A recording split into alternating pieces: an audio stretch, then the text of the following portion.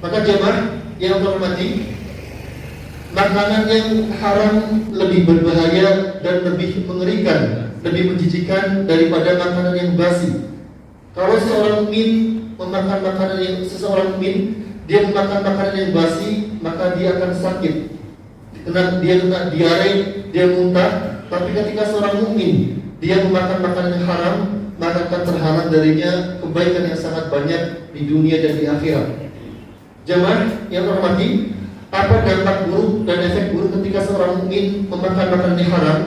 Maka yang pertama, dampak buruknya adalah ketika seorang mukmin memakan makanan yang haram, yang pertama adalah Allah Ta'ala tidak akan mengijabah doa-doanya.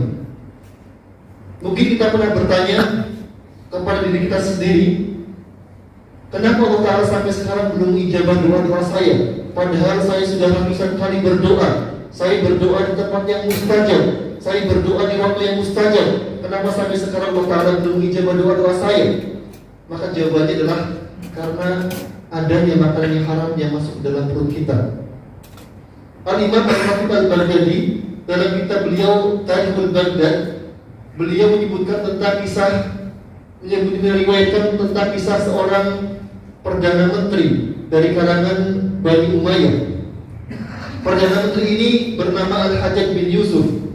Al-Hajjaj bin Yusuf ini terkenal sebagai seorang muslim yang fasik, yang punya kebiasaan menghukum orang yang tidak sependapat dengan dirinya.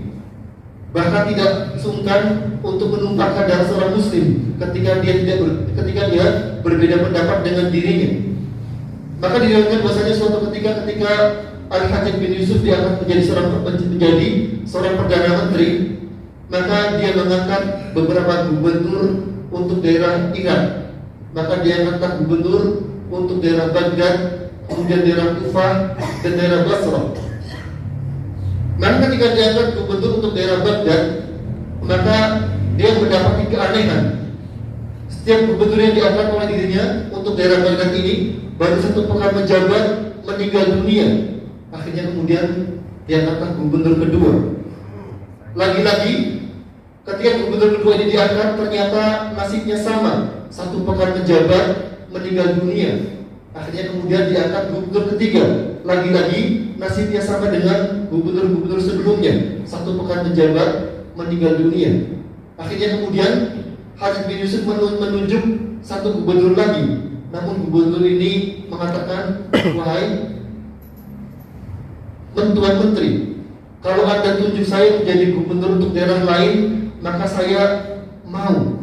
Tapi kalau Anda menunjuk saya sebagai gubernur Riyadh atau sebagai gubernur Baghdad, maka saya tidak mau, karena saya tidak ingin mengalami nasib sebagaimana para pendahulu saya. Mereka bernasib naas, satu pekan menjabat meninggal dunia. Akhirnya kemudian Hajjaj bin Yusuf menawarkan jabatan gubernur ini untuk para pejabat-pejabatnya. Namun semuanya menolak. Akhirnya ketika semua pejabat ini menolak, Hajjaj bin Yusuf meneliti ada apa dengan daerah Baghdad. Akhirnya kemudian setelah Hajjaj bin Yusuf meneliti, dia menemukan sebuah jawaban. Ternyata daerah Baghdad, kota Baghdad ini dihuni oleh orang-orang yang salih, orang-orang yang mustajabud dakwah, orang-orang yang doanya dikabulkan oleh Allah Ta'ala. Maka akhirnya kemudian Hajjaj bin Yusuf membuat sebuah siasat yang licik. Dia katakan kepada penduduk Baghdad, wahai penduduk Baghdad, saya membutuhkan telur, maka kalian harus mengumpulkan telur di balai kota. Barang siapa yang tidak mengumpulkan telur, maka akan saya hukum dengan hukuman yang berat, akan saya penjarakan dalam waktu yang lama, bahkan saya siksa dengan siksaan yang berat. Akhirnya kemudian penduduk Baghdad mereka berpikir, mengumpulkan telur ini bukanlah sebuah perbuatan maksiat. Mengumpulkan telur ini bukan perbuatan maksiat. Daripada kita dihukum dengan hukuman yang berat, maka lebih baik kita mengumpulkan telur. Akhirnya kemudian penduduk Baghdad berbondong-bondong mendatangi balai kota. Mereka mengumpulkan telur. Setelah semua penduduk Baghdad itu mengumpulkan telur, kemudian Hajjaj bin Yusuf merevisi perintahnya.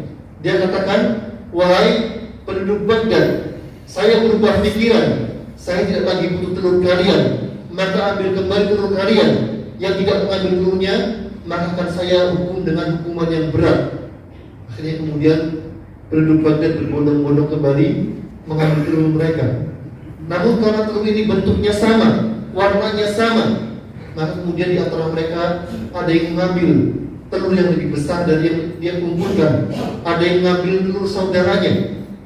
Akhirnya kemudian setelah semua telur-telur ini habis, Hajjaj bin Yusuf mengatakan kepada para pejabatnya, saya jamin orang yang mau menjadi gubernur untuk daerah Baghdad periode berikutnya, maka dia bernasib lebih baik. Saya jamin usianya lebih panjang. Akhirnya kemudian diangkatlah gubernur keempat.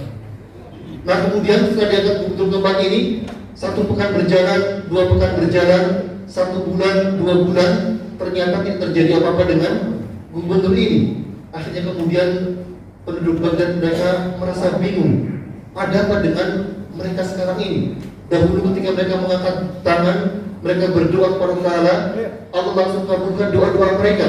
Namun kenapa sampai sekarang mereka berdoa kematian untuk gubernur yang diangkat oleh Hajjaj ini, ternyata sampai sekarang sudah 2 bulan lebih tidak mati-mati. Akhirnya kemudian penduduk Baghdad berbondong-bondong mendatangi seorang ulama.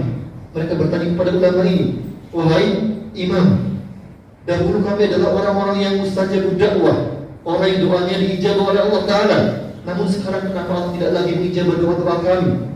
Maka sang ulama ini bertanya, apa yang kalian lakukan selama ini? Maka mereka mengatakan bahwasanya kami menjalani kehidupan seperti biasa.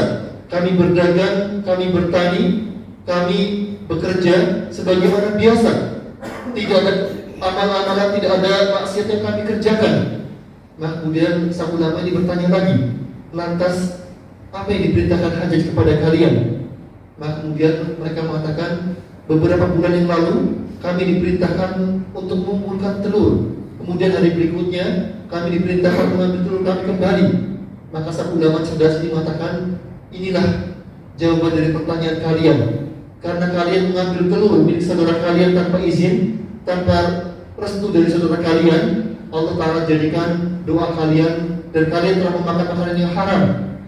Allah kemudian tidak jadikan doa-doa kalian lagi dijabah lagi oleh Allah Ta'ala. Maka jemaah perhatikan, hanya dengan 1 butir telur yang harganya mungkin 2.000 atau 2.500, Allah jadikan kemudian doa-doa penduduk Baghdad tidak dikabulkan lagi. Maka bagaimana dengan orang-orang yang mereka memiliki pencaharian yang bersumber dari yang haram, orang-orang yang mereka setiap harinya makan makanan yang haram, maka bagaimana Allah Ta'ala akan mengijabah doa-doanya. Kemudian dampak kedua, dampak buruk yang kedua ketika seorang mukmin memakan makanan yang haram, yang kedua adalah dosanya makanan yang haram ini menjadi sebab seseorang diazab di dalam kuburnya. Dalam sebuah hadis sahih dari sahabat Umar bin Khattab suatu ketika menceritakan sekembalinya para sahabat dari perang Khaybar, maka kemudian para sahabat mengelilingi Nabi. Para sahabat menyebutkan nama-nama syuhada, nama-nama yang mati syahid di medan perang tersebut. Maka para sahabat menyebutkan nama-nama tersebut. Si fulan mati syahid, si fulan mati syahid. Maka kemudian ketika Nabi mendengar nama-nama ini, Nabi SAW mendiamkan saja. Namun ketika Nabi mendengar salah satu nama disebutkan, si fulan mati syahid, reaksi Nabi berbeda. Yang tadinya Nabi diam, kemudian Nabi mengatakan, kalla, sekali-kali tidak. Ini ra'aitu finnar. Saya melihat laki-laki yang sekali disebutkan namanya tadi, dia berada di dalam neraka. Dia dibakar oleh api neraka. Fi jubbatin ghala, karena dia menyembunyikan satu harta yang belum halal untuk dirinya. Allah kemudian jadikan orang tersebut dibakar di dalam kuburnya. Maka jamaah, lihatlah orang yang Allah Ta'ala berikan keistimewaan menemani Nabi dalam hidupnya, beribadah bersama Nabi, bahkan berperang bersama Nabi Muhammad SAW, dan dia wafat di medan perang tersebut. Namun karena dia menyembunyikan harta yang tidak halal, Allah jadikan dia dibakar di dalam kuburnya. Aku qawli hadza wa astaghfirullakum innahu huwal ghafurur rahim.